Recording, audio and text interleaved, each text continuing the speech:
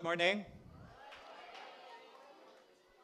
So yung ibang bata, encourage nyo silang mag-Sunday school para magkaroon sila ng kaibigan sa church. At iba yung pinag-aaralan nila doon, iba yung pinag-aaralan natin dito. So salamat sa Panginoon sa araw na to. Muli ay August na, malapit na yung Pasko, kaya alam natin pag Pasko, di ba? Ah, kapag Pasko, di ba, masaya tayo. Totoo talaga kasi yung pinaka-greatest season na araw o panahon ng mga pagbibigayang regalo. Kaya ngayon pa lang, ipanalangin nyo ang ECF Center kung ano ang ibibigay niya sa atin sa araw ng Pasko. At sana hindi magkulang at sana mas marami, mas magiging dahilan ng kasiyahan ng bawat isa sa atin. So salamat sa Diyos, malapit na tayo sa katapusan ng Luke. At ngayon pa lang manalangin tayo kung ano yung susundan nating pag-aaralan pagkatapos ng Luke. Pero ngayon pa lang nakita ninyo ang dami ng itinuro sa atin ng Diyos sa pamamagitan ni Luke na siya yung pinaka mapagpakumbabang alagad ni Jesus. Hindi mo mabasa sa sinulat niya yung pangalan niya. Pero malalaman mo lang na siya nagsulat yon pag binasa mo yung ibang mga books katulad ng yung books na mga gawa. So salamat sa Panginoon. Last week napag-aralan natin yung mula sa puno ng igos o mula sa mga puno. Ibig sabihin ito yung, kasi hindi natin alam ang pagdating ni Kristo pero may mga palatandaan. So nung last week yung talinghaga ng mga puno na alam mo kapag winter, nakakatakot ang itsura ng mga puno kasi wala silang dahon, para silang patay. Pero hindi sila patay. Pero pagdating ng magsimula ng magisno, doon lang siya gaganda, parang yung white Christmas tree natin. Pero pagdating ng pagkatapos ng winter, ito na yung spring, ito yung sinasabi niya. Alam mo, pag spring, magsisimula ng tutubo yung dahon niya, alam mo na malapit na yung summer. At yung summer na ito yung pag-aani, ito yung panahon ng kasiyahan kasi abundance na naman uli yung panahon. So ito yung sinasabi ni Jesus na talinghaga ng mga puno, isa sa mga palatandaan na alam mo yung darating. Pero walang nakakalam talaga kung ano yung eksaktong petsa, eksaktong araw ang sinasabi ng Diyos. Kaya nga huwag kayong umasa sa mga, alam mo yung nanguhula, yung mga palm reading, mga horoscope. Hindi yan po totoo, hindi yan po biblical kasi walang nakakaalam sa nangyayari sa kinabukasan. So nakita natin yung simpleng parable, yung pagkakatulad, inantulad siya sa mga puno para maintindihan natin yung pagsasabuhay, ito yung paniniwala mo. Naniniwala ka kasi sinabi ni Jesus, so maniwala ka na lang, huwag ka na magdalawang isip. And then, sino ang merong call? Sino ang talaga may kapangyarihan? Of course, ang Diyos yun. Siya talaga yung authority. Siya talaga yung authority ng lahat. Siya yung Diyos na makapangyarihan sa lahat. At ngayong umaga, ito yung regalo kay Kristo na mga mananampalataya. Di ba pag Pasko, katulad kanina, pumalakpak tayo kasi panahon ng mga regalo. Pero ang question dito, ikaw bilang Kristiyano, ano ang pwede mong iregalo kay Jesus na katanggap-tanggap? So ito yung pag-aaralan natin umaga. Ano ba yung pwede kong ibigay kay Jesus na regalo bilang mananampalataya, nakatanggap-tanggap sa Kanya? At sana ngayong umaga, sa biyaya ng Diyos, maliwanagan tayo doon. Ano ba yung pwede mong ibigay na regalo sa Diyos? Tingnan natin sa Luke chapter 21, verses 34 hanggang 37. Pwede po ba tayong tumayo? At bilang respeto sa salita ng Diyos, sabay-sabay nating basahin yung Luke chapter 21, verses 34 hanggang 37. Mag-ingat kayo na huwag kayong malulong sa labis na pagsasaya, paglalasing at matuon ang inyong pag-iisip sa mga alalahanin sa buhay na ito. Kung hindi ay bigla kayong aabutan ng araw na iyon. Na tulad ng isang bitag, sapagkat darating ang araw na iyon sa lahat ng tao sa ibabaw ng lupa. Kaya't maging handa kayo sa lahat ng oras. Lagi ninyong idalangin na magkaroon kayo ng kalakasan upang malampasan ninyo ang lahat ng mangyayaring ito at makatayo kayo sa harap ng anak ng tao. Araw-araw si Jesus ay nagtuturo sa templo. Kung gabi na may, umaalis siya at nagpapalipas na magdamag sa bundok na mga olibo. Amen. Ama, salamat po sa salita mo na iniwan mo po sa amin na pwede po naming pag-aralan. Pero kung di mo po kami tutulungan, hindi po talaga namin ito maintindihan ng lubusan. Kasi nga po ito yung mga salita mo. Kaya tulungan mo po kami, O Diyos, ikaw ko po yung may taas po namin. At ako din po, O Diyos, itago mo po ako sa iyong lukuran. Ikaw nga po ang tunay na magturo sa amin na aabot po ang salita mo sa aming mga espiritu. Ito po yung dalangin ko, ito po yung dalangin namin sa pangalan ni Kristo. Amen. Pwede pong umupo. So, unang pagdating ni Kristo, yun nga, masaya, di ba? Ito yung birth of Christ, ito yung bigay na regalo, peace on earth, lahat yan, di ba? So, natandaan nyo, doon sa, isinilang siya, nandun siya sabsaban, di ba?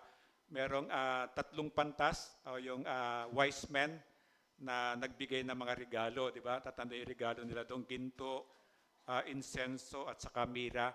So ito yung season ng pagbibigay na regalo. Baby pa si Jesus. Pero pag-aaral natin ngayon, babalik si Jesus, pangalawang pagbabalik niya. Ano ba ang pwede mong ihandog na regalo sa Kanya, nakatanggap-tanggap kay Jesus? So unang pagdating, masaya, pero yung pangalawang pagdating parang hindi pinapansin ng mga tao, di ba? Kung makikinig kayo ng mga messages kahit sa YouTube, puro alam mo yung messages na parang feeling good. Wala namang masama doon na pagkatapos mong makinig o manood, talagang talagang parang napamper yung heart mo, masayang-masaya ka. Pero hindi pwedeng puro ganun na lang aasahan natin. Parang ganito, di ba? Ngayon pinag-uusapan natin yung pagdating ni Kristo, pero ang ibang tao, wala silang pakialam. Alam natin ngayon, maring nandito ka, nakikinig ka, nag-aaral ka, pero yung ibang tao, iba yung ginagawa nila. Maring nagpa-party, maring nasa park, namamasyal, nagkakainan sa Jollibee, iba-iba yan. Wala namang masama doon, kaya lang dapat balanse. Kasi sabi nga niya, parang bitag, magugulat ka na lang, nangyari yung sinasabi ng Diyos kasi hindi mo alam. Kasi hindi ka nakinig o hindi mo binalanse yung buhay mo. So pangalawang pagdating ni Kristo, ayaw pinag-uusapan. Kasi pagdating ni Kristo, ang mga sinyalis niya, di ba parusa, mga pagdurusa, yung puro impyerno. Hindi mo makikita sa Bible yung word na impyerno malimit, madalang lang siya. Pero pag nakakita ka ng sabi, itatapong ka doon sa lugar na kung saan nangangalit yung mga ngipin, impyerno yon. Pag sinabi niya, itatapong ka sa pinamakailalim na pusod ng dagat, impyerno yon. Iba-ibang pananalita. Kung titingnan mong Bible, mas marami siyang binanggit na impyerno kaysa langit. Ito yung katotohanan na parati niya sinasabi, iba-ibang pamamaraan. Pero ang tao ayaw pakinggan yon. Pero ang gusto ng tao, puro langit. Ayaw niyang pakinggan yung impyerno. Pero hindi ganon ang pagtuturo ni Jesus. Ang pagtuturo ni Jesus, balanse talaga, nandun ang langit, nandun ang impyerno, nandun ang gantimpala, nandun ang pagpaparusa, nandun ang disiplina, nandun yung pagpapamper ng Diyos. Kumpleto yun, balanse kasi perfectong Diyos siya. So mga palatandaan, natandaan na natin, di ba? Palatandaan, walang eksaktong date. Sabi niya, para siya magnanakaw, darating siya doon sa panahon na hindi mo inaasahan. So ano yung mga palatandaan? Sabi niya, magkakaroon ng yung rapture, wala siyang palatandaan. Bigla na lang mangyayari. And it will happen anytime from now. Napag-aralan na natin to, di ba? Malapit na hindi natin alam. Ito, wala siyang babala. At ang rapture, hindi siya mangyayari para magparusa. Kundi ililigtas niya, itatabi niya, ise-save niya lahat ng taong naniwala sa Kanya. Kasi pagkatapos niyang i-rapture yung mga taong naniwala kay Jesus, ibubuhos niya yung puot niya, yung galit niya dito sa mundo ng 7 years, di ba? So ito yung mga palatandaan, magkakaroon ng lindol, magkakaroon ng mga disaster, magkakaroon ng mga karandaman hindi gumagaling, magkakaroon ng mga digmaan. Pero ngayon meron na yan, di ba? Lahat yan meron na. Pero hindi pa global yung perspective. Ibig sabihin ng pag-global na yan, kapag lumindol sa Pasay, buong Metro Manila, buong Pilipinas, buong mundo. So wala kang pupuntahan kasi ang Diyos na ang gagawa nun. Kasi sabi niya, ang ginamit niyang word talaga, panahon ng paghihiganti niya. Di ba sabi ng Diyos, huwag mong gantihan ang kapwa mong gumawa ng masama sa iyo. Sa halip sabi ng Diyos, yung gumawa ng masama sa iyo, gantihan mo ng mabuti, di ba? Because sabi ng Diyos, vengeance is mine. Ako ang gaganti para sa iyo. So huwag kang gaganti sa kapwa mo. At ito yung panahon na gaganti ang Diyos sa lahat ng hindi naniwala, sa lahat ng nagsuwail sa Kanya, lumaban sa Kanya, nag-reject sa Kanya, ng bastos sa Kanya, dito niya ilalabas yung puot niya. Bakit? Kasi perfect God siya, hindi pwedeng love lang. Perfect God siya, mahal niya ako, mahal Kanya, pero kinasusuklaman niya yung ginagawa kong kasalanan. So ganun ang Diyos natin kasi banal siya at saka perpektong Diyos siya. So Luke 12:40, sabayan niyo ako, kayo man ay dapat na humanda sapagkat darating si Jesus sa oras na hindi ninyo inaasahan. Kaya di ba inantulad niya sa magnanakaw, di ba? Hindi di ba ibig sabihin na, di ba, magnanakaw siya sa bahay mo mamayang gabi, tinext ka niya, oh. Sabi niya, oh, Dale, mamayang 2:00 na ang gabi, papasukan ko yung kwarto mo, nanakawin ko yung cellphone mo. Hindi ganon. Ang sabi niya, darating sa oras na hindi mo inaasahan. Kaya sabi niya, humanda ka. That's the word, humanda ka, parati kang ready. So yung rapture, ano yung rapture? Yung rapture, hindi dumating si Jesus, hindi niya gagawin ito para parusahan, kundi, again, ililigtas niya lahat ng naniwala sa Kanya. Ito yung rapture, irarapture niya yung simbahan. Hindi bababa si Jesus dito sa lupa. Dito lang siya sa alapaap. So sabi niya sa isang kisap mata, biglang mawawala. Pero sabi niya, mauuna muna yung mga namatay. Yung mga matay, bibigyan sila ng katawang hindi nabubulok, hindi namamatay, glorified body na pwedeng dalhin sa langit. Itong katawan natin ito, hindi pwedeng makarating sa langit. Papalapit ka palang sulong langit, masusunog na siguro ako kasi masama itong katawan ko. So sabi niya, yung mga namatay muna, bibigyan sila ng katawan. Tapos tayo, halimbawa nag-rapture ngayon, lahat ng may tatak. Ano yung tatak mo? That's the Holy Spirit. Bakit ka nagkaroon ng Holy Spirit sa puso mo? Naniwala ka na may kasalanan ka, naniwala ka na hindi mo kayang bayaran ng kasalanan mo, naniwala ka, kaya pinatay si Jesus sa cross, hindi dahil may kasalanan siya, kundi para bayaran yung kasalanan ko at kasalanan mo. At yun, kapag naniwala ka, nakita ng puso mo ng Diyos na ganong pananampalataya, ipapadala niyang parang down payment yung Holy Spirit dito sa puso. Isang katunayan na babalikan ka ni Jesus. At sa rapture, ito nga yung babalikan ka niya, isi-save niya lahat ng naniwala sa heaven. Sa heaven na, walang stopover, walang mga waiting area. Kundi didiretso sa heaven yan, and then 7 years, ito na yung tribulation, kasunod ng rapture. So yung rapture again, hindi dumating si Jesus para magparusa, kundi iligtas niya sa kapahamakan ng tribulation lahat ng naniwala sa Kanya. So it's either way, mamatay ka bago mag-rapture o abutan ka ng rapture. Pero kapag natapos ang rapture, tribulation yan, kung tunay kang Kristiyano, mananampalataya ka, wala ka na doon. Nakuha. Kasi nga, that's the purpose ni Jesus kung bakit siya bumaba, hindi dito sa lupa, para itabi niya, protectionan niya lahat ng mga anak niya, lahat ng naniwala sa Kanya. Ngayon, yung hindi naniwala sa Kanya, ito yung matitira dito sa mundo. Malinaw na sinasabi ng Diyos. And then kasunod nun, itong tribulation na 7 taon to. 7 taon, maiksi lang siya actually, maiksi lang siya. Pero itong 7 taon na to, sinabi ng Bible, malinaw, di ba? Dahil sa sakit na daranasin mo, gusto mong mamatay, pero hindi ka mamatay. Gusto mo nga tabunan ka na ng bundok, pero hindi ka mamatay. Bakit? Hindi ka hahayaan mamatay ng Diyos kasi nga, paparusahan ka. Kailangan mo maramdaman yung parusa. This is a foretaste ng hell. Yung 7 years na to. Gusto mo mamatay, nasa hell ka, pero walang katapusan yung pagdudusa mo doon. Kasi parusa nga ng Diyos yun. So tribulation yan, 7 years. Yung kalahati niyan, 3.5 years, sinabi ng Bible, malinaw, yung Antichrist, ang devil, ang mamumuno sa lupa, sa mundo. Demonyo, Satanas, anumang tawag mo sa kanya doon, Lucifer, na magandang lalaki, makisig, matalino, mabait, peacemaker, at tapos gumagawa ng himala. So, saan ka pa, di ba? Maniniwala ka na this must be coming from God, di ba? Pero again, demonyo siya, sinungaling siya, deception siya, kunwari siya, peke siya. Pagkatapos ng 3.5 years, lilitaw ang tunay na pagkademonyo niya. And then maraming Antichrist, and then the final Antichrist will come, hindi kayang talunin ng tao. Sa dulo ng 7 years yan, na pinag-aralan natin last week, sa dulo na yan, si Jesus mismo ang lalaban sa kanya. And then sa panahon ng 7 years dito, yung makikita mong puot ng Diyos na mababasa mo sa Revelation, nandun yun. Unti-unting mangyayari, in 7 years mangyayari yon. Na yung buwan, araw, bituin, sabi niya, masisira yung 1/3.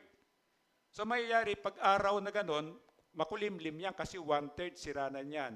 Ang gabi sira na. Hindi na ganong kaliwanag. Ang bituin, wala na ganong kaliwanag. At ang pagkatapos nun, sabi niya, doon sa dulong pagdating ni Jesus, sabi niya, makikita siya ng buong mundo. Paano siya makikita ng buong mundo? Di ba, alam natin, bilog ang earth. Nandito tayo, yung ibang tao nandito, di ba? Parang isip yung, paano siya makikita ng buong mundo? Kasi, sabi niya, biglang didilim. Yung, alam mo yung dilim na pitch dark, di ba? Pinag-aralan natin.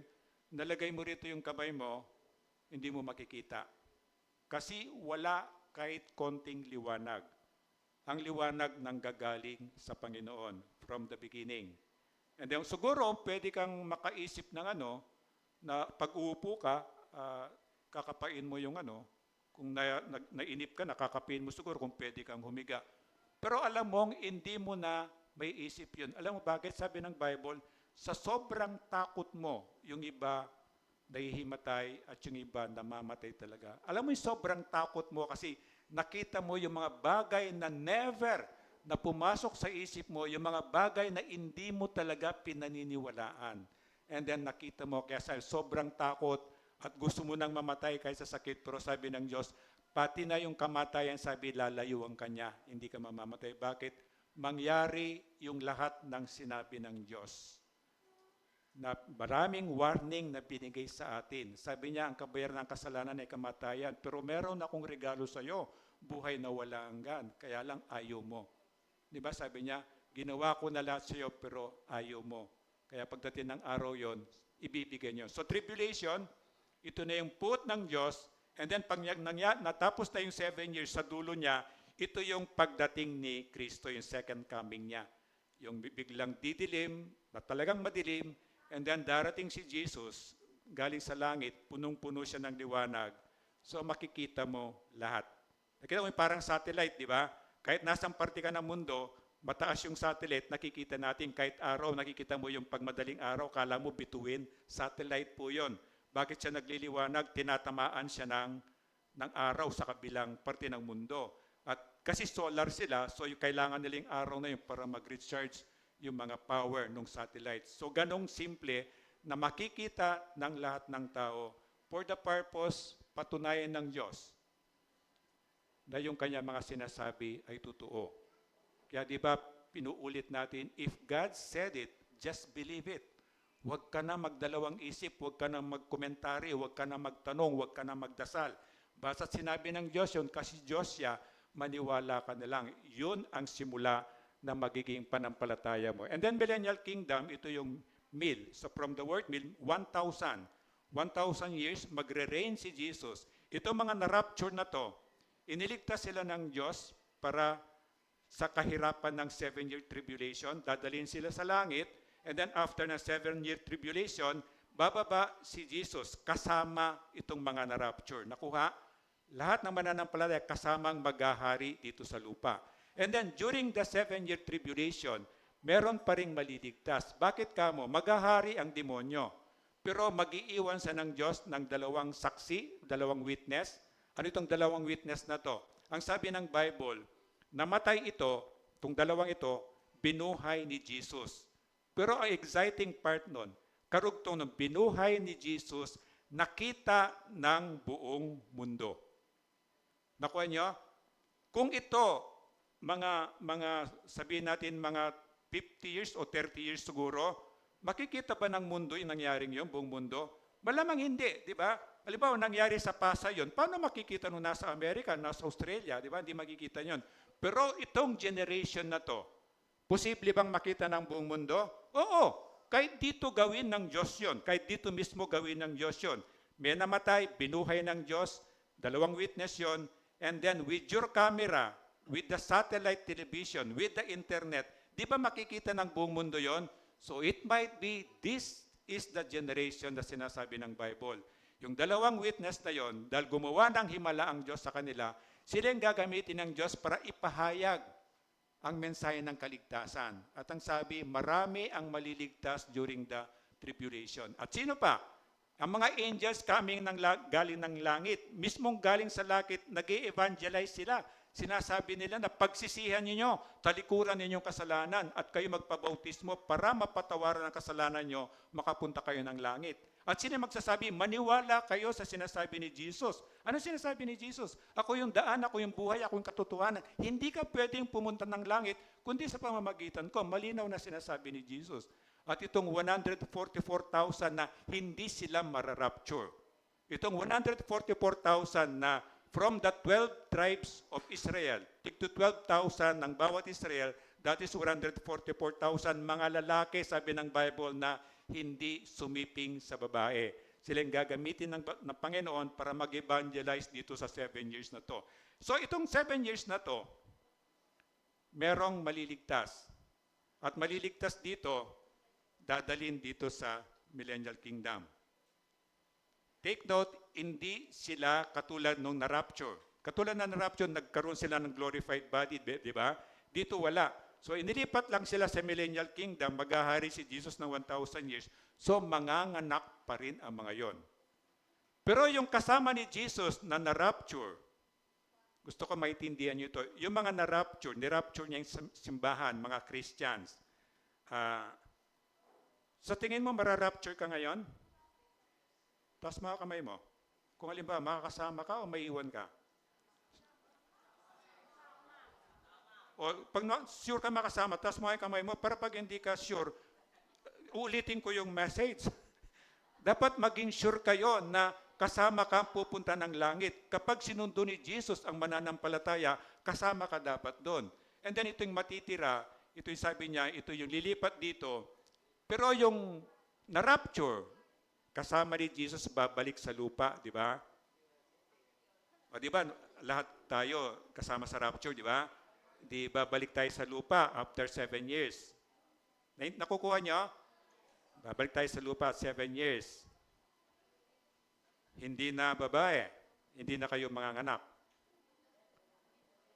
So kung na-rapture kayo mag-asawa, sino mag-asawa nandito? Si Darwin tsaka si Wanalyn, di ba? Pagbalik nyo, hindi na kayo mag-asawa dito. Hindi na kayo manganganak. Bakit? Hindi na sila mamamatay. Nakuha? So kung hahayaan ng Diyos na manganak pa sila for 1,000 years, gano'ng karaming anak nila?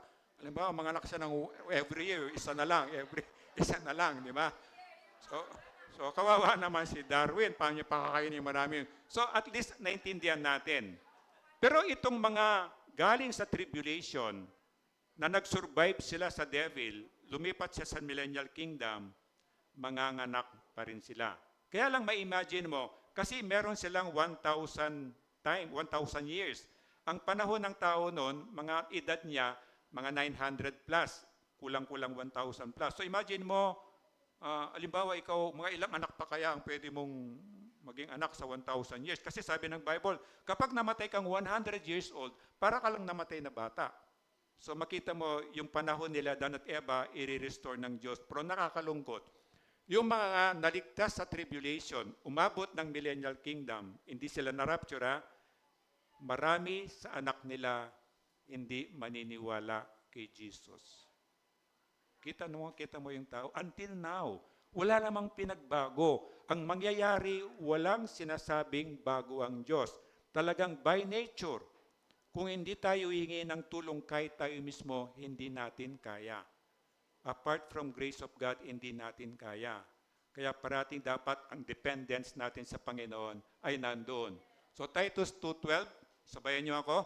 Ito ang nagtuturo sa atin na talikuran ang makamundong pamumuhay at damdaming makalaman at mamuhay tayo sa daigdig na ito ng may pagpipigil sa sarili, matuwid at karapat-dapat sa Diyos. Kasi nga, hindi natin alam So para maging handa ka, ito yung i-practice mo. Hindi magkakamali tayo magkakasala tayo Kaya lang, the moment na nagkasala ka, huwag mo nang antayin ng Sunday.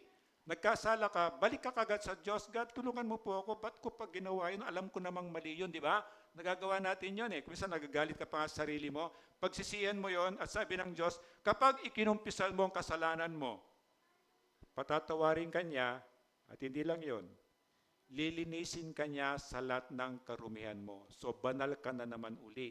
So huwag mo nang antayin ng Sunday. Although pag Sunday sa communion kasama sa magandang ginawa ng Diyos, meron tayong time para mag-confess ng kasalanan natin sa isang linggo. Pero huwag mo nang antayin yon. The moment na na-realize mo na nagkasala ka, balik ka sa Diyos. Manahimik ka, kausapin mo ang Diyos at hingi mo ng tawad yung kasalanan na yon. 1 Thessalonians 4:16 hanggang 17. Sabay-sabay nating basahin. Sa araw na yon ay maririnig ang tinig ng archangel at ang tunog ng trumpeta ng Diyos. At ang Panginoon mismo ay bababa mula sa langit na sumisigaw. At ang mga namatay na sumasampalataya kay Kristo ay bubuhayin muna. This is rapture. Sabi kanina, di ba? This is rapture. And then 17.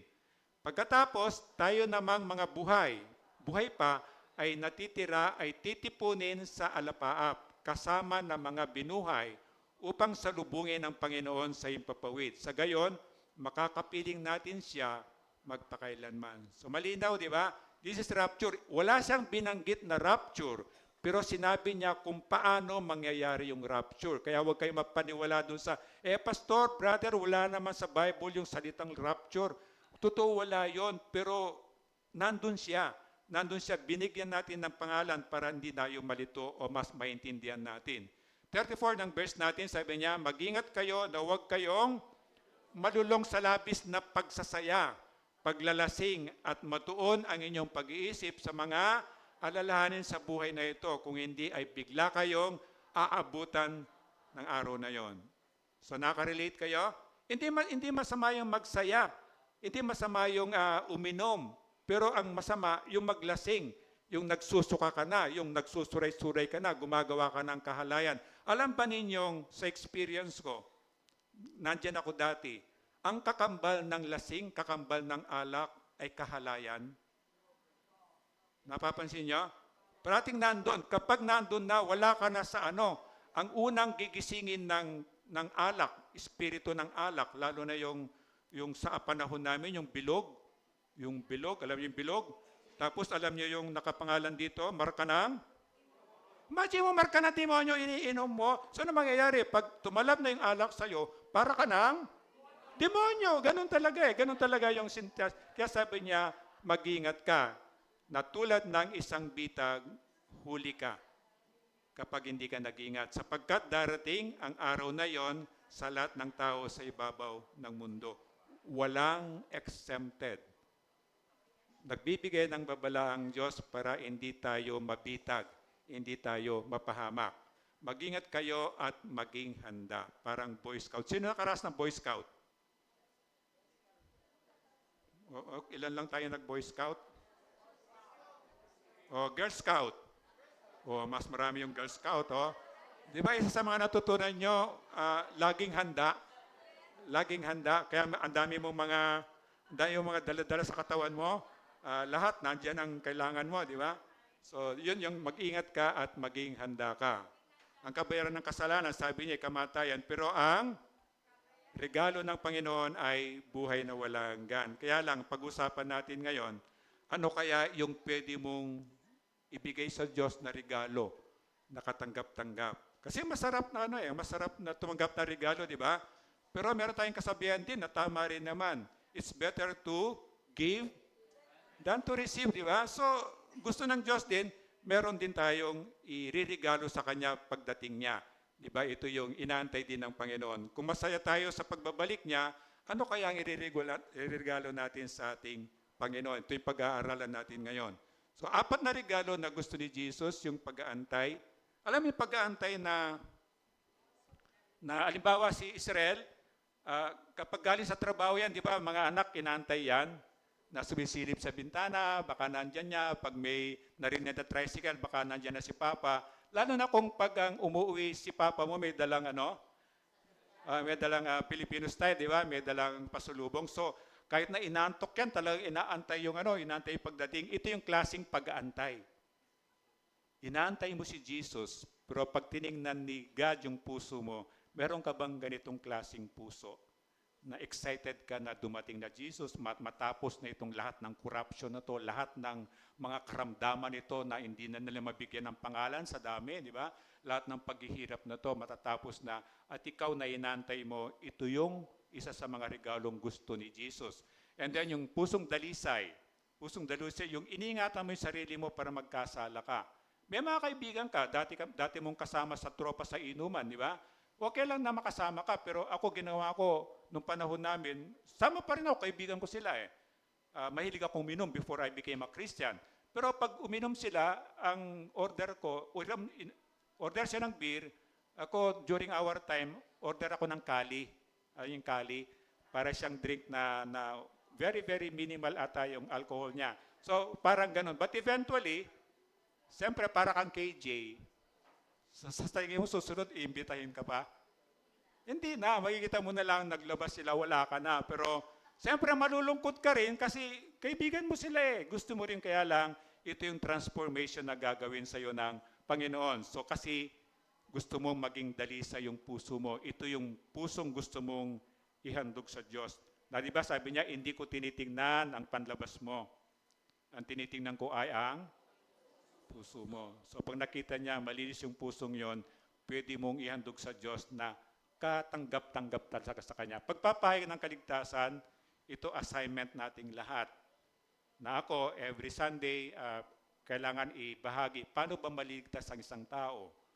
Paulit-ulit sinasabi, kailangan niyang pagsisihan ang kasalanan, kailangan niyang talikuran yan, magpabautismo, at para makatanggap ng kapatawaran ng kasalanan, maniwala kay Jesus, maniwala sa salita niya. At kayo, ginagamit kayo ng Panginoon, nag-iimbita kayo ng mga tao para pumunta rito. At yung taong inimbati niyo, every Sunday, hindi pwedeng mawala yan tungkol sa kaligtasan. Ito yung mission ng simbahan natin, kaligtasan. Napagligtas ka na kahit pumunta ka sa ibang simbahan, it's okay sa akin. Walang, kung doon ka lalago, walang problema sa akin. Pero importante, maintindihan mo, at lalo na, matanggap mo yung regalo ng Diyos na kaligtasan. Kasi ito yung pinakagusto ng Diyos. So ito, hindi natin titigilan yan. At yung pang-apat, itong pagtutuloy-tuloy. Itetest ka ng Diyos. Itetest ako ng Diyos. Gagawin ko pa ba ito kahit na wala na ako sweldo? Gagawin ko ba ito kahit wala akong allowance? Gagawin ko ba ito kahit nagugutom na ako? Ito yung ganitong klaseng pagpapatuloy. No matter what, bibigay ko ang buhay ko sa Kanya. No matter what, pupunta ako sa simbahan niya. Na naranasan natin yung online worship. Pero ako, as a person, hindi ko talaga nire-recommend yung online worship. Kung talagang wala kang magagawa na, inaantay ng Diyos, pupunta ka sa lugar na pinili niyang lugar na dun Kanya katatagpuin. At hindi yan nangyayari sa bahay. Kaya lang, in the past, kailangan natin mag-online kasi nga wala tayong because of the COVID, because of the restriction. Pero kung kaya mo rin lang, at nakita ko sa inyo, kahit hirap na kayong umakyat kayo, alam ng Diyos yun. Tama? Nakikita ka ng Diyos.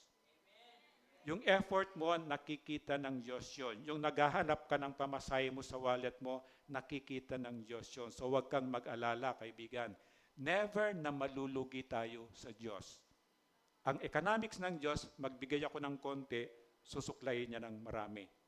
Ito yung economics ng Panginoon. Kaya patuloy-tuloy, sabi niya, yan apat na katanggap-tanggap na regalo ng Diyos na inaantay niya at sana ito yung may sa buhay natin. So una, yung pag-aantay. Nakita mo yung, sino nakaranas dito ng, yung may darating kang kamag-anak galing abroad? Nag-aantay ka sa airport. So, na-imagine mo yung nararamdaman mo sa puso mo? Di ba? Talagang gusto mong makita talaga, umaba na yung liig mo, di ba? Kasi tapos nung makita mo talaga, hindi mo na pinansin yung gwardiya, di ba? Kaya mga gwardiya sa airport talaga nagkakaproblema, di ba? Yung ganong excitement, ang gusto ni Jesus. na nagantay ka, excited ka darating ng Panginoon, na matatapos na yung paghihirap natin, matatapos na yung corruption sa mundo. Lalo na kung meron kang kamag-anak o pamilya na may karamdaman, di ba? Di ba naranasan mo yung, hindi yung kasalanan, don't feel guilty, na kung minsan sabi mo, God, mas maganda siguro kunin mo na po siya.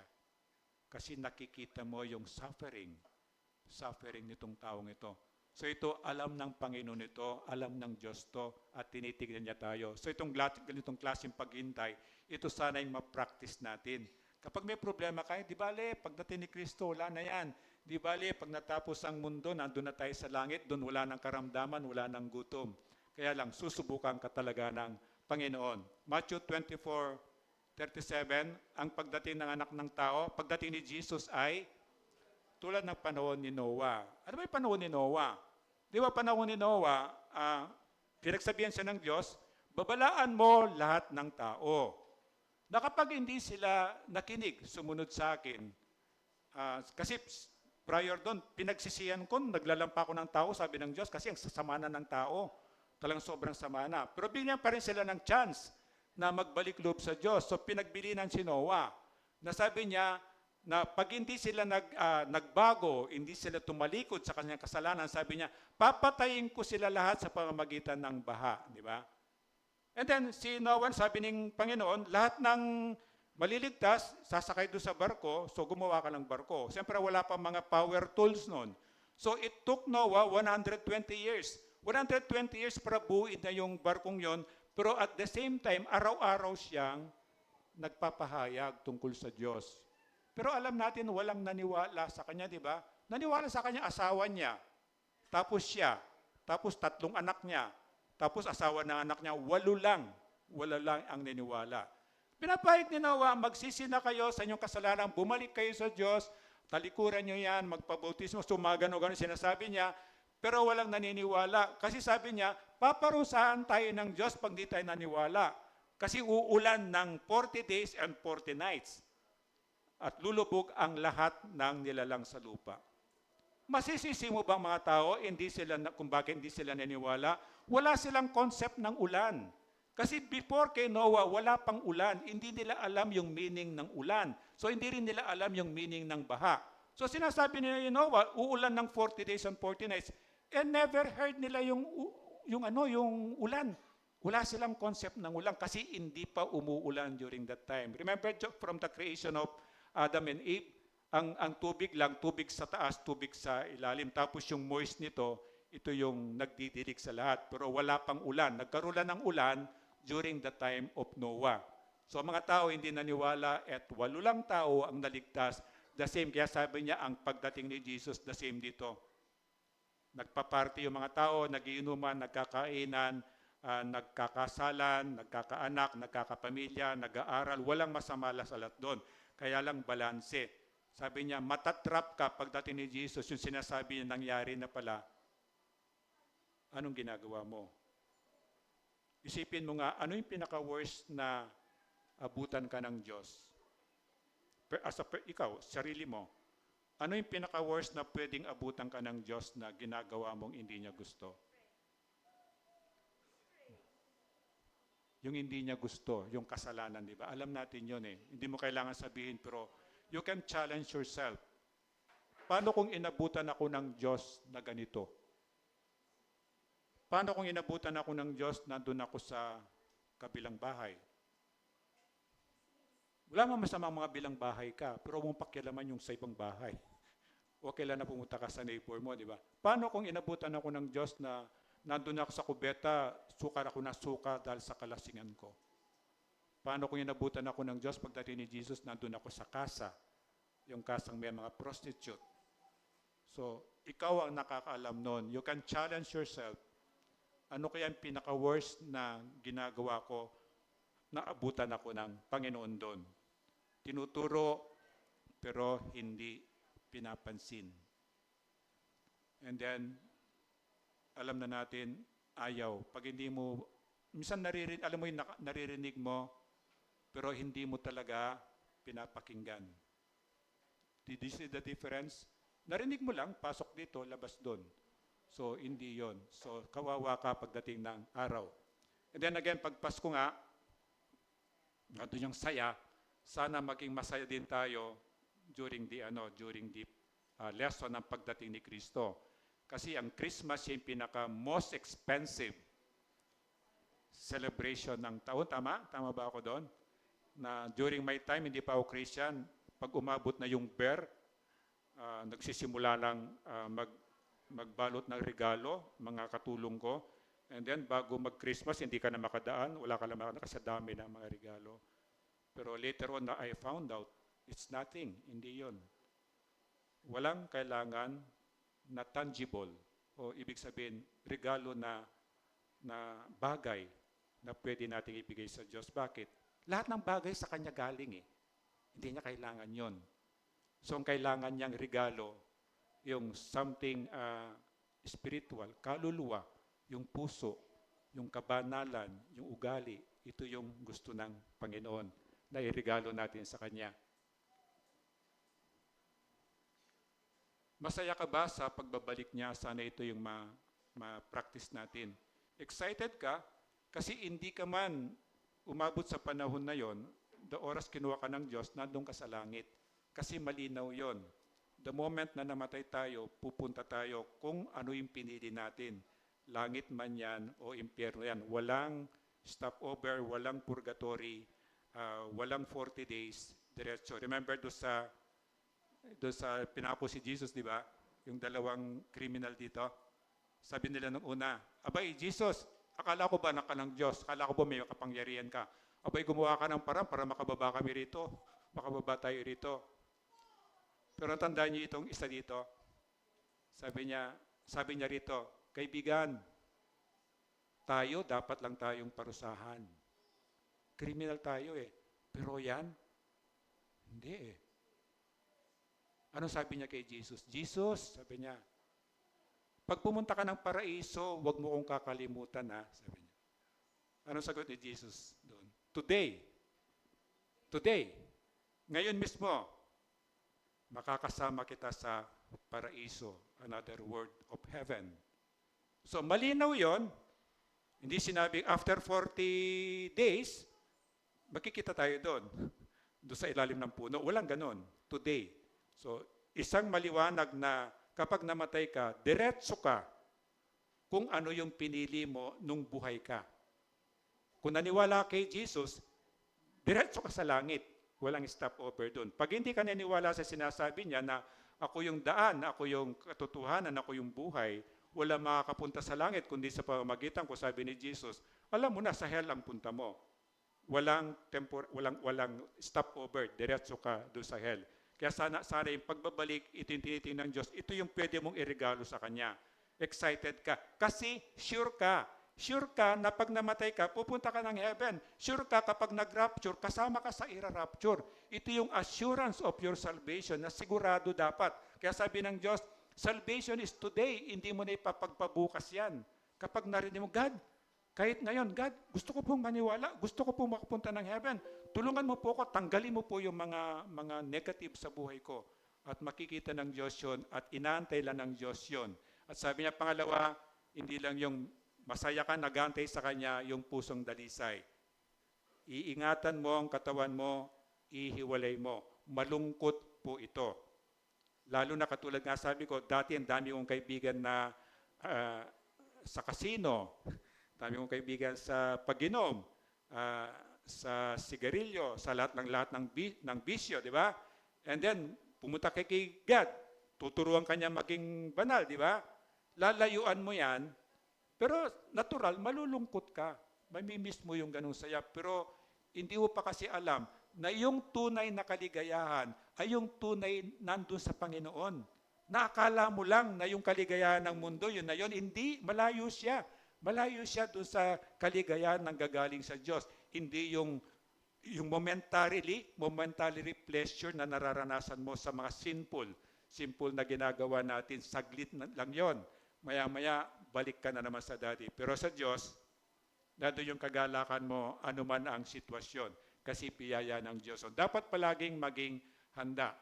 Yung lasenggo, matakaw, walang problema dyan, na kailangan mong kumain, pwede namang uminom, pero yung laseng kung nagsusuka na nga, at saka mo yung, alam mo yung matakaw na, yung nandito na, yung parang punong-puno ka na pati na yung extra intestine mo dito, binagyan mo na, tapos dito na, oh, nararamdaman nyo yun, di ba? Pero gusto mo pa eh.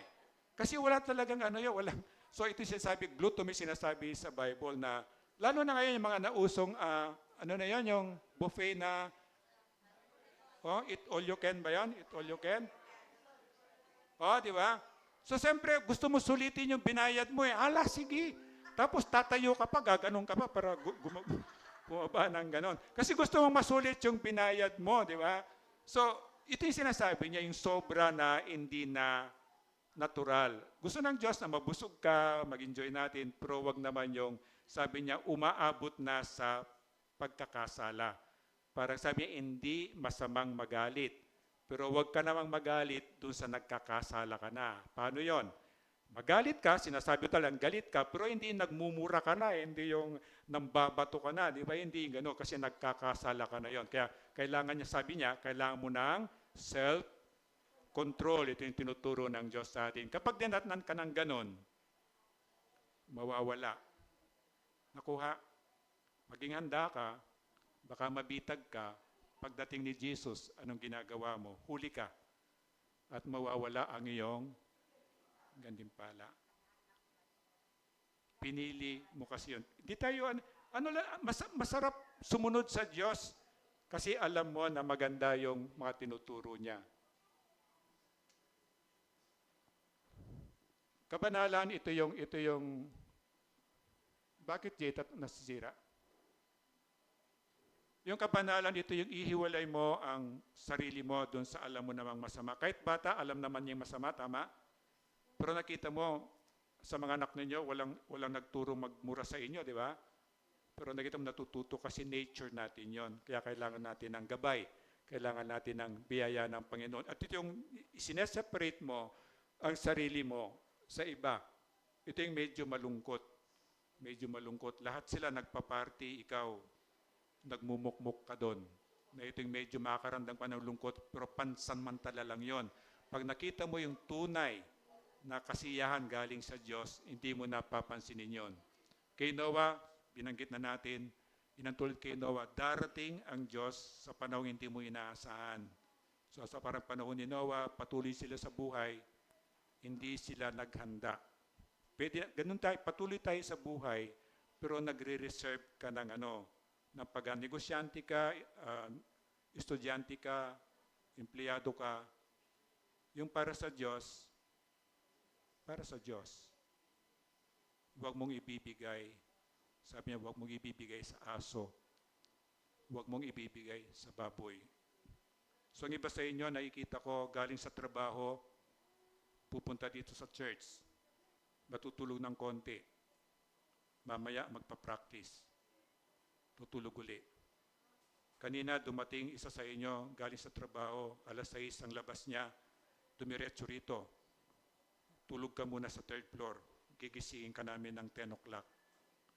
At nakita niyo tumutugtog doon. Ito yung balancing buhay. Yung para sa Diyos, para sa Diyos. Yung para sa tao, para sa tao. Mahirap pong gawin yon. Kailangan talagang hingin mo sa Diyos. Uunahin mo. Di ba sabi niya, seek you first the kingdom. Unahin mo ang kaharian ng Diyos, ang kanyang katuwiran. At lahat ng bagay ay idaragdag o ibibigay niya sa iyo. That's the key. Kaya lang mahirap. Mahirap talaga. Na alam mo, may party ka ng Sabado, napuyat ka nung mangyayari ng Linggo. O, makapunta ka man, oo, hindi mo masyadong maintindihan kasi groggy ka eh. Natural naman talaga yon eh. So sabi niya, katulad ng panahon ni Noah, maganda kayo kasi darating si Jesus katulad nila. Nag-i-enjoy sila, ginagawa nila yung business as usual. Ang nangyari, 8 lang sa kanila. Sa milyong-milyong mga tao ang naligtas. So the same pa rin ngayon. Hindi nagbabago yung pamamaraan ng Panginoon. Pangatlo, pagpapahayag ng kaligtasan, ito yung nariring evangelism. Na maraming paraan eh. Hindi ka marunong mag-share ng gospel. Ano yung gospel? Yung magandang balita, ano yung magandang balita? Lahat pala ng tao pwedeng pumunta ng langit kahit may kasalanan ka. Kasi meron nagbayad sa kasalanan mo, si Jesus. That's the good news. And then, hindi mo maintindihan, alika, kausapin natin si pastor, alika, magsimba ka, sama ka sa akin. At yun, maliligtas ang tao yon sa pamamagitan mo. So ito lahat tayo mandated nito. Lahat tayo tinawag ng Diyos na para gawin natin to. Iba-ibang pamamaraan. O bigyan mo ng Bible, ipagdasal mo. Marami kang pwedeng gawin para yung taong yon ay maligtas. Matthew 24:14, sabayan niyo ako. Ipapangaral sa buong sanlibutan ang magandang balitang ito tungkol sa kaharian ng Diyos upang magsilbing patutuo sa lahat ng mga bansa at saka darating ang wakas. Nung nasa China ako, itong lahat ng mga bansang ito, malabo pa sa akin. Nasa China ako, paano yung mga pumunta ako ng Bangkok, paano yung iniwan ko sa China, nandito ako sa Bangkok. Pero ngayon, di nyo napapansin, ngayon, pwede na Lahat ng tao sa buong mundo, pwede mo nang abutin, di ba? Sino may cellphone? Ang daming wala Talaga wala ka cellphone? Maswerte ka. Ibig sabihin, tahimik ang buhay mo, di ba? Pag wala ka. But anyway, with this gadget, with the internet, with this technology ngayon, wala nang barrier na hindi mo pwedeng lampasan to bring Jesus to them. Tama? At saka safe ka. Safe ka. Doon sa China, kapag nahuli ako na may Bible ako, pupugutan ng ulo ko saan? Doon sa square, public square, para makita ng lahat. Para hindi ako pamarisan at para hindi ako gayahin. Pero ngayon, text ka lang, di ba? Nasa Pilipinas ka, tinext mo yung Islam. O alam mo ba, mahal ka ni Jesus? Siyempre English, hindi siya marunong Tagalog, di ba? O gusto mo Arabo pa. So ibig ko sabihin dito, magagawa natin ngayon to. Kasi sabi ng Diyos, dapat maabot to sa lahat ng bansa. And I think ito na yung panahon, abot na ng gospel, wala na. Kasulok-suluhan kahit bundok. Pupunta kami ng mga mountains ng Gatchiturena. Diba? Siyempre wala pang signal nung araw diyan, wala silang simbahan kasi malalayo ang mga island doon. Alam mo ginagamit ko doon? DCAS. May dala akong radio ng DCAS. Mag-evangelize, pag naniwala ka, iiwanan kita ng radyo, ang problema mo na rin yung second battery mo. Kasi ang DCAS, meron siyang signal even up to China. AM radio station yon, pero abot niya yung mga lahat ng lugar na hindi naaabutan. Kaya makita mo pag DCAS, meron silang Chinese program pag mga bandang tanghali. Pero this time, wala ka ng reason para hindi maligtas yung mga tao. So simulan mo muna sa yung Jerusalem. Sinong Jerusalem mo? Pamilya mo, kapitbahay mo, kaibigan mo. Yung mga mo sa friends mo sa Facebook, di ba? Paggamit ka sa Panginoon, yun ang gusto niya. And then sabi niya, Great Commission, alam na natin yon, lahat tayo. Para review lang, anong Great Commission, sabay-sabay natin basahin. Lumapit si Jesus at sinabi sa kanila, ibinigay na sa akin ang lahat ng kapangyarihan sa langit at sa lupa. Kaya't humayo kayo, gawin ninyong alagad ko ang mga tao sa lahat ng mga bansa. Bautismo ninyo sila sa pangalan ng Ama at ng Anak at ng Espiritu Santo. Turuan ninyo silang sumunod sa lahat ng inutos ko sa inyo. Tandaan ninyo, ako'y laging kasama ninyo hanggang sa katapusan ng panahon. Ito yung utos, kaya tinawag na Great Commission. Lahat tayo inuutusan ng Diyos na gawin ito. At alam ko, ang simbahan natin sa ICF, sa biyaya ng Diyos, nagagawa natin to. So paggamit ka, kaibigan, anuman hindi pa dami yan ng alam. Hindi mo kailangan tapos ng Bible School. Dito, anong alam mo kung paano maligtas ang tao, pwede mong ibahagi. At huwag kang mag-alala. Ang salitang bibitawan mo, gagabayan ka ng banal na spirito. Kapangyarihan ng Diyos ang gagamitin niya. So universalism, pag hindi tayo nag-ingat, ito po yung nakakatakot ngayon. Universalism, anong ibig sabihin universalism? Di ba, kapag basta't naniwala siya sa Diyos, makapunta siya ng langit. Delikado, di ba? Paano kang Diyos niya? Baka. Meron kaming kaibigan na Pag kumakain kami sa restaurant, tatanungin niya muna, are you sure ulang baka yan? O kasi sa religion niya, baka Diyos nila, di ba? So, ito yung delikado. Kawawa yon. Everyday pinagpipray ko itong kaibigan namin ito. Na sabi ko, God, gamitin mo po kami. Foreigner to, gamitin mo po kami mga Pilipino na makilala niya si Jesus. Kawawa siya. Napakayaman, napakatalino, napakabait, napakataas ng moral. Pero hindi sapat yun para siya ay maligtas. Kailangan niyang makilala si Jesus. Kailangan niyang manampalataya kay Jesus. Universalism, ano pa? Na basta't marami ang ginawa mong mabuti, konti yung ginawa mong tama, pupunta ka ng langit. Tama? So hindi. Delikado siya. Basta't magsimba ka lang, kahit na yung patapos na yung misa o patapos na yung worship, okay lang. Kaya natandaan nyo, dati sinasara po yung third floor. Kapag hindi ka umakyat ng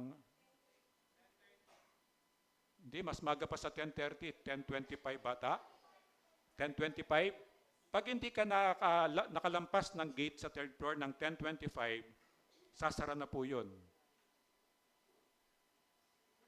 Para turuan lang na nakakahiya kasi sa Diyos.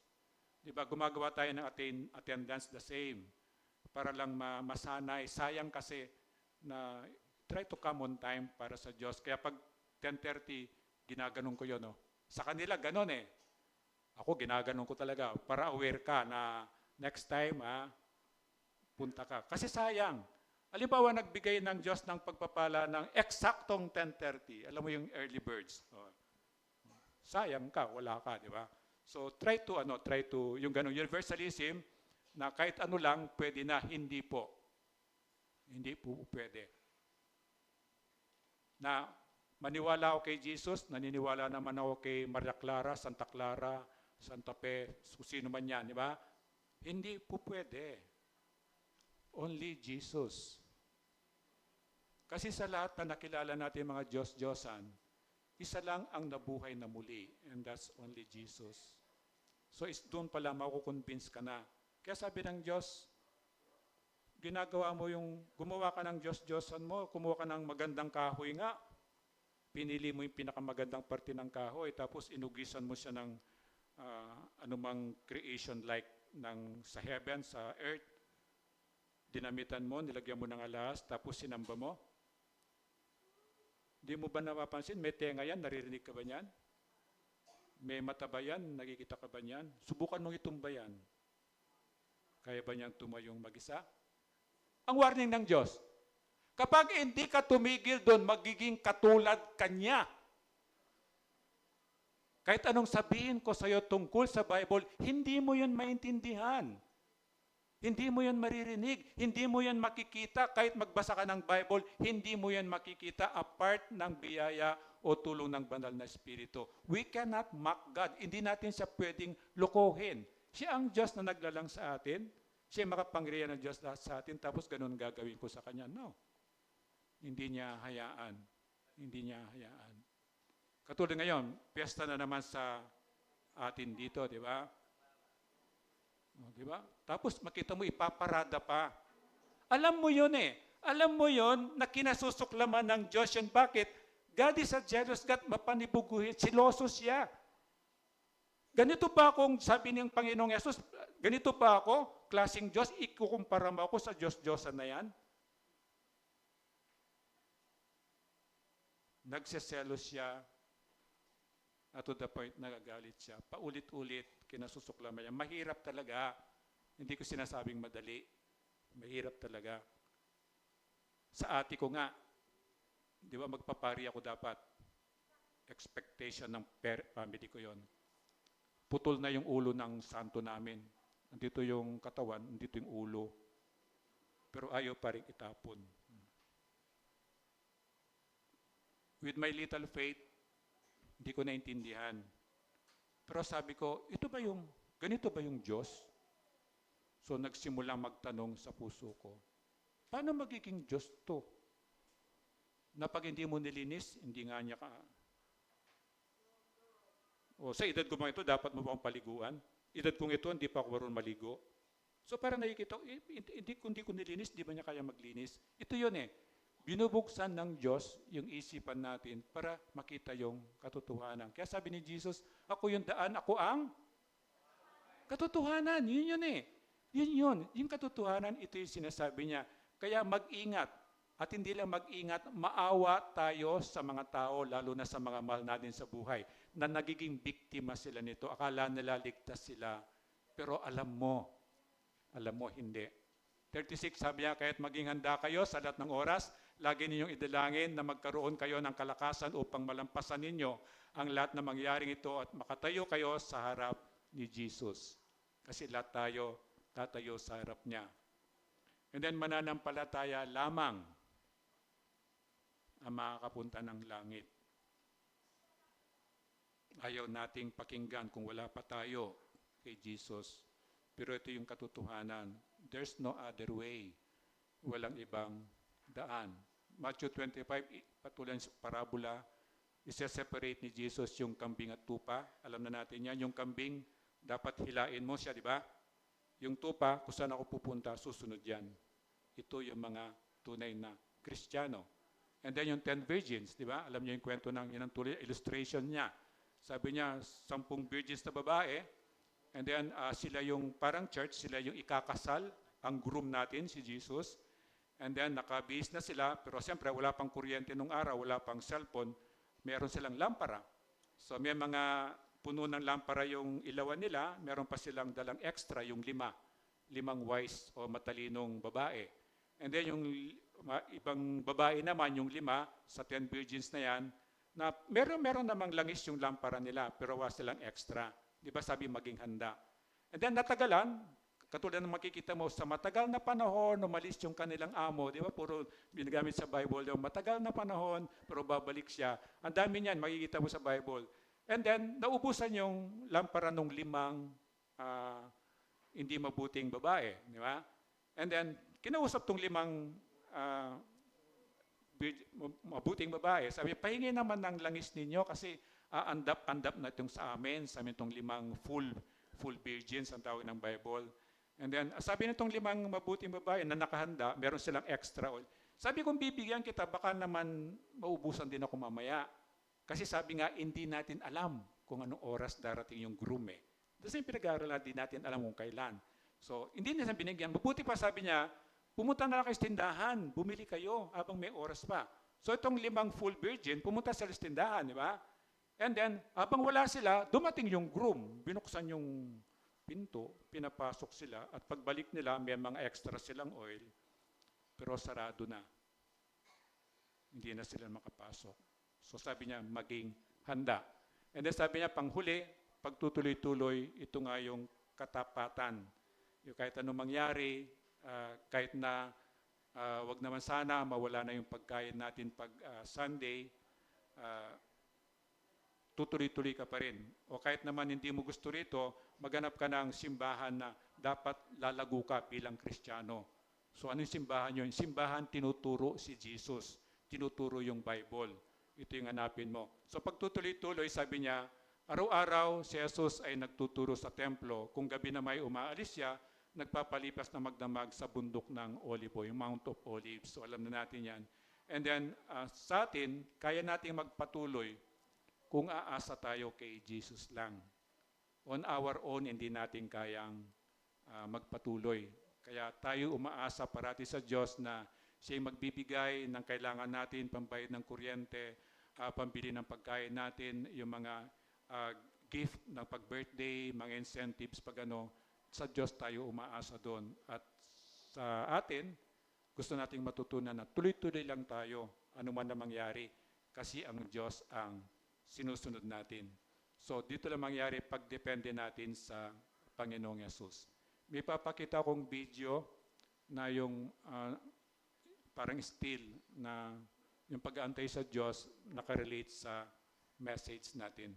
So, pang-apat na regalo, pag-aantay, kita ng Diyos sa puso mo ngayon, na excited ka, kasi sure ka, ligtas ka, nasa puso mong Holy Spirit, pusong dalisay, ingatan mo ang sarili mo. Your body is the temple of the Holy Spirit. Na-imagine mo, katawan mo, ano ng temple ng Holy Spirit, pinapausukan mo sa sigarilyo, nilalagyan mo ng mga alak, o san-san mo ginagamit yung katawan mo sa kahalayan. So ito yun, pusong dalisay. At yun, patuloy nating ipapahayag ang balita ng kaligtasan sa mga, yun, nag-invite kayo, ginagamit ng Diyos yun. At magpapatuloy-tuloy tayo sa biyaya ng Panginoon. Panoorin natin yung video para ma-inspired tayo na no matter what, sunod pa rin tayo sa Panginoon. Napanood na ng iba ito actually.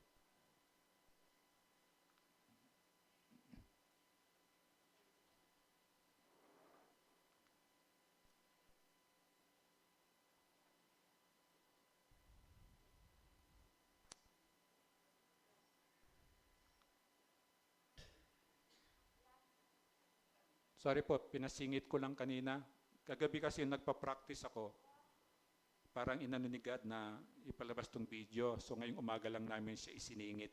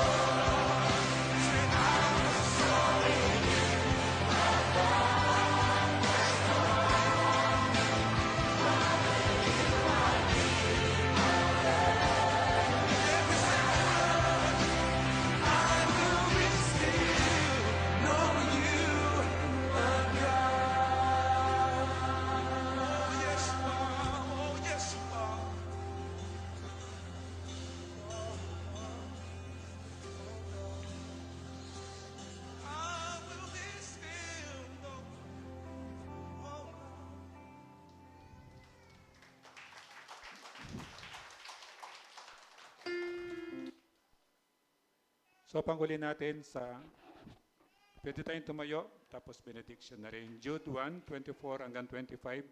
Sa Kanya na makapag-iingat sa atin upang hindi tayo magkasala at makapagharap sa atin ng walang kapintasan at may malaking kagalakan sa Kanyang kaluwalhatian, sa isang Diyos na ating tagapagligtas sa pamagitan ni Jesucristo na Panginoon natin, sa Kanya ang kaluwalhatian, kadakilaan, kapamahalaan at kapangyarihan mula pa noong una, ngayon at magpakailanman. Amen. Ama, salamat po.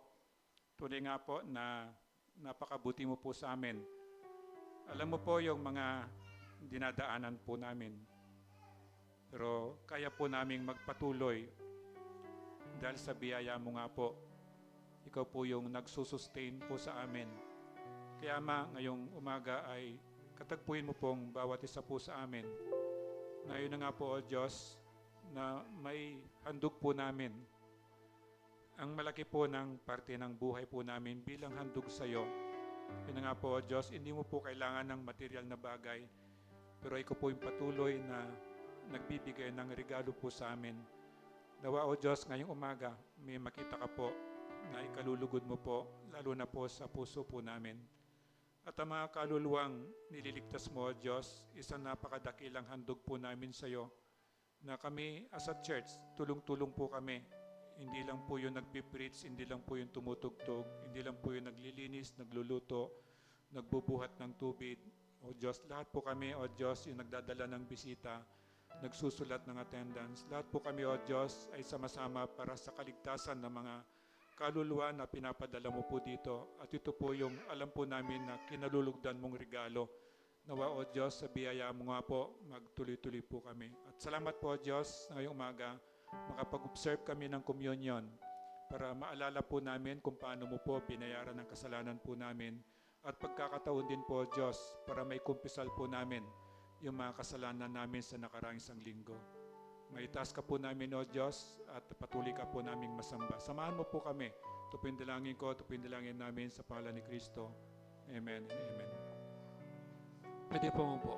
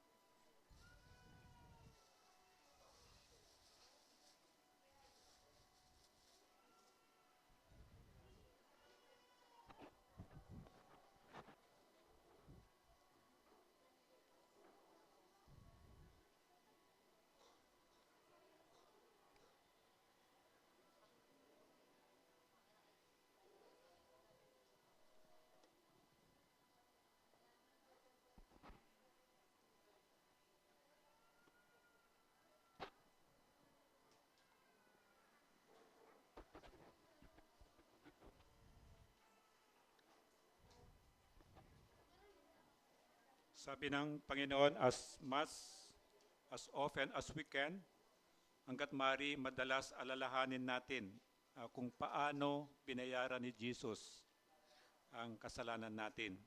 Kaya sa communion, yung tinapay, simbolo ng katawan ni Kristo, simbolo At saka yung Diyos, simbolo ng dugo ni Kristo. So ang pinakamagandang kapag Communion Sunday, ginagawa natin every Sunday para meron tayong intentional na panahon para paghawak mo na yung elements, take time to pray, manalangin ka, lalo na yung ikumpisal, yung mga kasalanan na nagawa mo sa nakaraang isang linggo.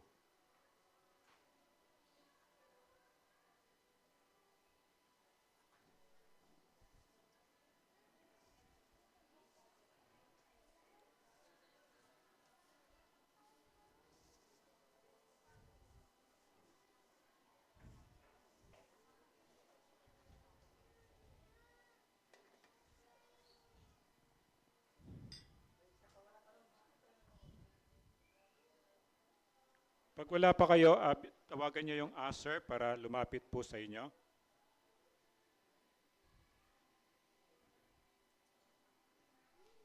Lahat po meron na.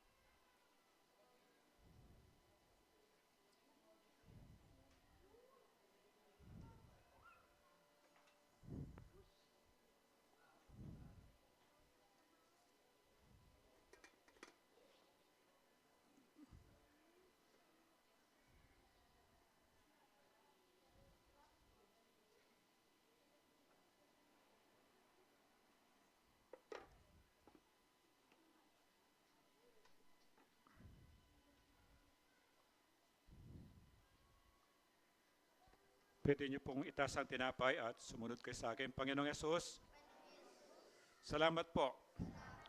Dahil mahal mo po ako, ang katawan mo po, ang inihandog mo bilang kapatawaran sa aking mga kasalanan.